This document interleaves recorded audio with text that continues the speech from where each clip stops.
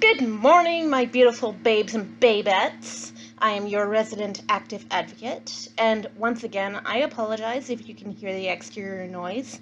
I wasn't told that the whole roofing thing that started yesterday was going to be a 2-day job, but I also didn't ask, so that's on me. Today, I would like to talk to you about the disadvantages of the medical model, which is what we began discussing yesterday with the advantages.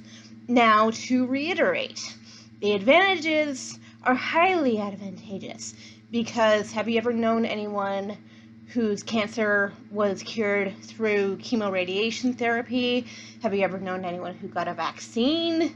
Possibly you have gotten vaccines yourself. These are good things because they have succeeded in tempering and or even killing certain diseases that humankind was once very susceptible to, a la smallpox. So advantages do mostly outweigh the disadvantages. Oh, there, the vacuum stopped.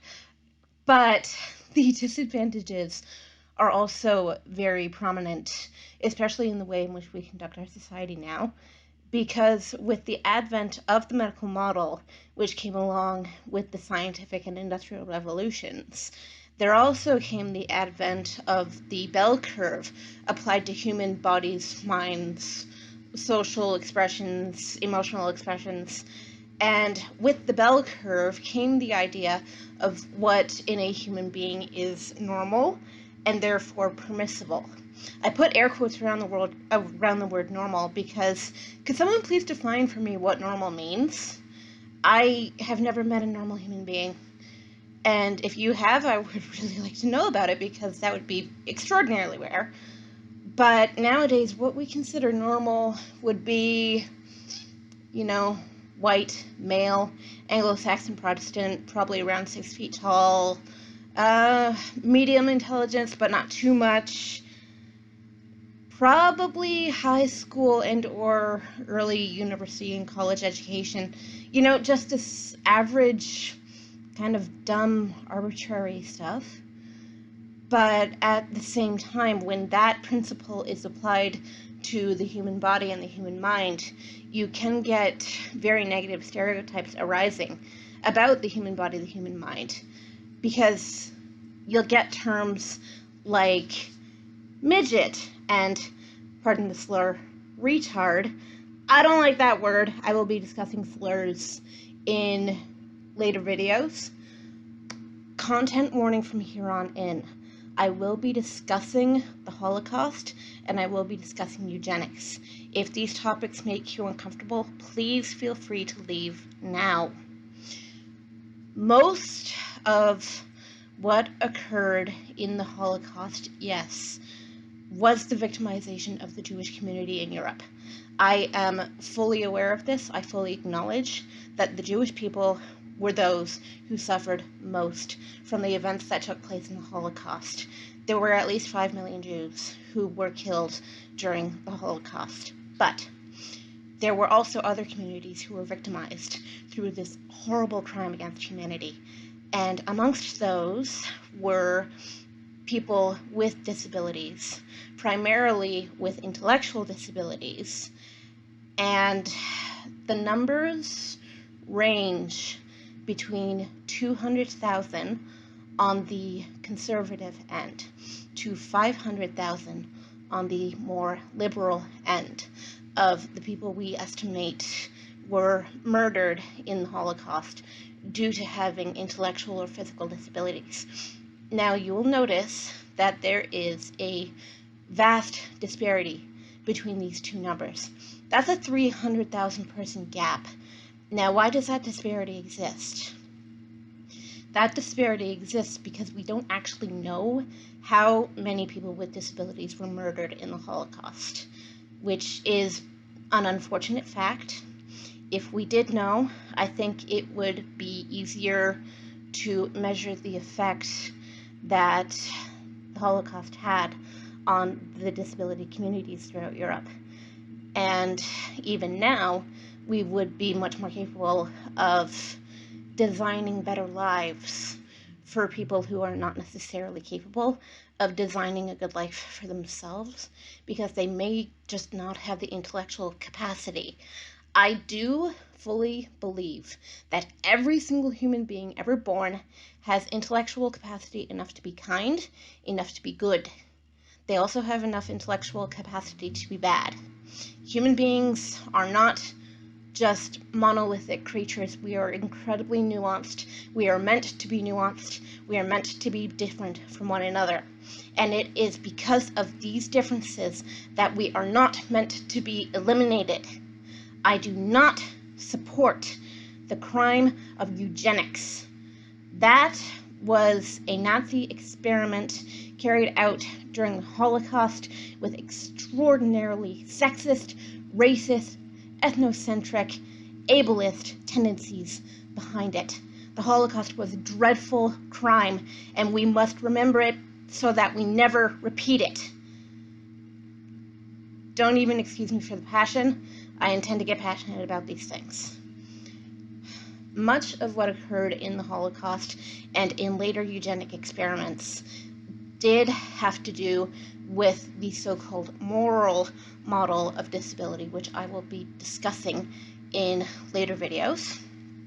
But much of it also had to do with that bell curve that sort of defined what is considered normal in a human being. I don't necessarily agree with the definition of normal put forth by any scientist, because as I said earlier on, let me know if you've ever met a normal person, and I will feel free to disagree with you. Science, as I say, must be given its due for the wonderful things that it has done for humankind. It has made us healthier, it has made us stronger, it has given us the ability to live longer, live better, live happier. At the same time, science needs to be limited insofar as it can mess with human genes. When you come to the idea of eugenics, you get into certain things as CRISPR and designer babies and the forced sterilization of people with disabilities, most often people with intellectual disabilities. There is a woman whose name I can't remember, who was an earlier case of someone who had been forcibly sterilized and much against her will, who was falsely diagnosed with an intellectual impairment in her youth. And she was taken into the hospital with symptoms of appendicitis, so she had her appendix removed. 25 years so or later, when she was attempting to have children with her husband, she was unable to conceive. When she went into the specialist to see why that was the case, she was told that she had been sterilized during the procedure in which they took out her appendix as well. She had not been aware of this. That, to me, is a crime against the body. That is a severe violation not only of your medical rights, but of your human rights. These violations cannot be allowed to take place in the name of creating a, quote, healthier or stronger humanity. No one, no singular person, has the right to determine what it is that makes a healthy or strong humanity. We are healthy and we are strong in that we are different from one another, and in that we can all experience this life in different ways.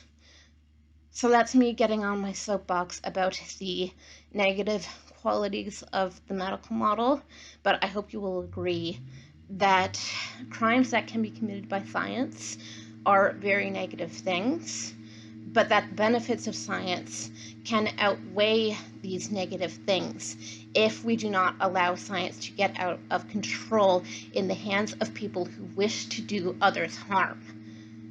Real scientists, any scientist who is worth their salt, will not do these things. And I think it is up to you to determine what it is in your mind that makes for a strong human being.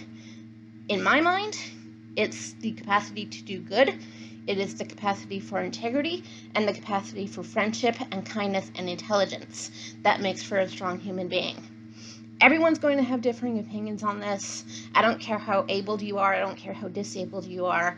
In my eyes, you have the potential to be a wonderful, wonderful, strong, fantastic human being. Everyone has this capability. I don't care what you look like. I don't care what your name is. Thank you very much for listening to this rather impassioned speech of mine, and I will see you tomorrow. Wait, no, not tomorrow. Monday. Sorry, I take weekends off. I will see you on Monday to begin talking about the second model of disability, the social model, in which disability is located in the roles society thrusts on people with physical, mental, social, and emotional differences, rather than inside the body, mind, social ability, or emotional capability of the person in question. Thank you for listening. Bye! Where's the button? There's the button.